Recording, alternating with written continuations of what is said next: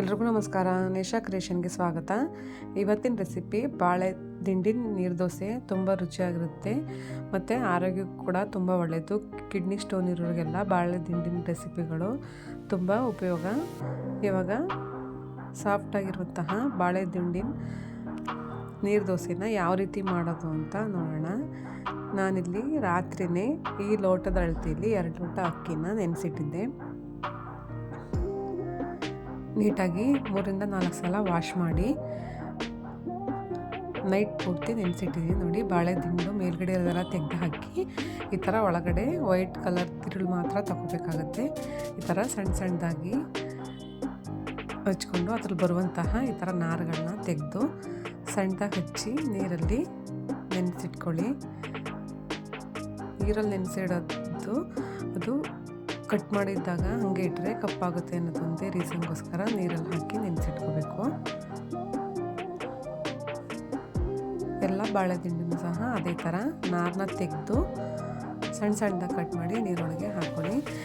ಈ ಬಾಳೆ ದಿಂಡು ವರ್ಷಕ್ಕೊಂದ್ಸಲ ಏನಾದರೂ ತಿನ್ನಬೇಕು ಅಂತ ದೊಡ್ಡವ್ರು ಹೇಳ್ತಾರೆ. ಕಿಡ್ನಿ ಸ್ಟೋನ್ ಇರೋರಿಗಂತೂ ಈ ಬಾಳೆ ದಿಂಡು ತುಂಬ ಉಪಯೋಗ. ಎಲ್ಲಾದರೂ ಊರ ಕಡೆ ಹೋದಾಗ ಸಿಕ್ಕಿದಾಗ ಖಂಡಿತ ಬಾಳೆ ದಿಂಡಲ್ಲಿ ರೆಸಿಪಿಗಳನ್ನ ಟ್ರೈ ಮಾಡಿ. ಇವಾಗ ನೋಡಿ, ಎಲ್ಲ ಬಾಳೆ ದಿಂಡುಗಳನ್ನ ಸಹ ಈ ಥರ ಕತ್ತರಿಸಿ ರೆಡಿ ಮಾಡಿ ಇಟ್ಕೊಂಡಿದ್ದೀನಿ. ಈಗ ಒಂದು ಮಿಕ್ಸಿ ಜಾರಿಗೆ ಬಾಳೆ ದಿಂಡನ್ನು ಸ್ವಲ್ಪ ಹಾಕ್ಕೊಂಡಿದ್ದೀನಿ. ಇವಾಗ ಅದಕ್ಕೆ ಸ್ವಲ್ಪ ಅಕ್ಕಿನೂ ಸಹ ಸೇರಿಸಿ ಸ್ವಲ್ಪ ನೀರನ್ನ ಸೇರಿಸಿ ನುಣ್ಣಗೆ ರುಬ್ಕೊಳ್ಳಿ. ಎಲ್ಲ ಬಾಳೆ ದಿಂಡು ಅಕ್ಕಿನೂ ಸಹ ಸೇರಿಸ್ಕೊಂಡು ಆ ಥರ ರುಬ್ಬಿ ದೋಸೆ ಹಿಟ್ಟನ್ನ ರೆಡಿ ಮಾಡಿ. ಈ ಥರ ರುಬ್ಕೋಬೇಕಾಗುತ್ತೆ. ತರಿಯಾಗಿ ರುಬ್ಬೇಡಿ, ಸ್ವಲ್ಪ ನೈಸ್ ಪೇಸ್ಟಾಗಿ ರುಬ್ಕೊಳ್ಳಿ. ನೋಡಿ, ರುಬ್ಬಿದ್ದಾಗಿದೆ. ಇದಕ್ಕೆ ನೀರು ದೋಸೆ ಅದಕ್ಕೆ ನೀರು ಎಷ್ಟು ಬೇಕು ಅಷ್ಟನ್ನ ನೀರನ್ನ ಸೇರಿಸ್ಕೋಬೇಕಾಗುತ್ತೆ. ನಾನಿಲ್ಲಿ ಮಿಕ್ಸಿ ಜಾರಿಗೆ ನೀರನ್ನ ಹಾಕಿ ಸೇರಿಸ್ಕೊತಾ ಇದ್ದೀನಿ. ನೋಡಿ, ಇದಕ್ಕೆ ನೀರಿನ ಕಪ್ಪು ಅಳತೆ ಇಷ್ಟೇ ಬೇಕು ಅಂತೇನಿಲ್ಲ. ನೀರು ಮಾಮೂಲಿ ನೀರು ದೋಸೆಗೆಲ್ಲ ನೀರು ಸೇರಿಸ್ತಾರಲ್ಲ, ಹಾಗೆ ನೀರು ಸೇರಿಸಿ ರುಚಿಗೆ ತಕ್ಕಷ್ಟು ಉಪ್ಪನ್ನು ಸಹ ಸೇರಿಸಿ. ಖಂಡಿತ ಈ ಬಾಳೆ ದಿಂಡಿನ ನೀರು ದೋಸೆನ ಟ್ರೈ ಮಾಡಿ, ಹೇಗಿತ್ತು ಅಂತ ಹೇಳಿ ಕಮೆಂಟ್ ಮಾಡಿ. ಪ್ಲೀಸ್ ನಮ್ಮ ಚಾನಲ್ನ ಸಬ್ಸ್ಕ್ರೈಬ್ ಮಾಡ್ಕೊಂಡು ನೋಡಿ. ಪಕ್ಕದಲ್ಲೇ ಬರುವಂಥ ಬೆಲ್ಲೈಕನ್ನ ಕ್ಲಿಕ್ ಮಾಡಿ. ನಾವು ಹಾಕೋ ರೆಸಿಪಿಗಳು ಮೊದಲಿಗೆ ನಿಮಗೆ ಬರುತ್ತೆ. ಮತ್ತು ನಮ್ಮ ವಿಡಿಯೋಗಳನ್ನ ಹೆಚ್ಚು ಶೇರ್ ಮಾಡಿ. ಈಗ ಒಂದು ದೋಸೆ ತವಾನ ಇಟ್ಟು ಅದಕ್ಕೆ ಎಣ್ಣೆನ ಸರಡಿ ಈ ಥರ ದೋಸೆ ಹಿಟ್ಟನ್ನ ಸ್ಪ್ರೆಡ್ ಮಾಡ್ಕೊಳ್ಳಿ. ಒಂದು ಹಿಟ್ಟನ್ನ ಕ್ಲೋಸ್ ಮಾಡಿ ಒಂದು 2ರಿಂದ 3 ನಿಮಿಷ ಬೇಯಿಸ್ಕೊಳ್ಳಿ.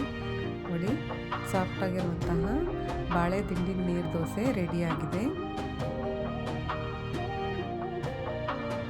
ನಿಧಾನ ಉರಿಯಲ್ಲಿ 2ರಿಂದ 3 ನಿಮಿಷ ಬೇಯಿಸ್ಕೊಳ್ಳಿ. ನೋಡಿ, ತುಂಬ ಟೇಸ್ಟಾಗಿರುವಂತಹ ಆರೋಗ್ಯಕರವಾದಂತಹ ಬಾಳೆ ದಿಂಡಿನ ನೀರು ದೋಸೆ ರೆಡಿಯಾಗಿದೆ.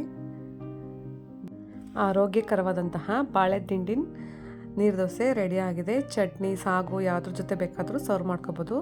ನಾವಿಲ್ಲಿ ಚಟ್ನಿ ಜೊತೆ ಸರ್ವ್ ಮಾಡಿದ್ದೀವಿ. ನೋಡಿ, ತುಂಬ ಸಾಫ್ಟಾಗಿರುವಂತಹ ಬಾಳೆ ದಿಂಡಿನ dosa ready. Thank you for watching. Bye.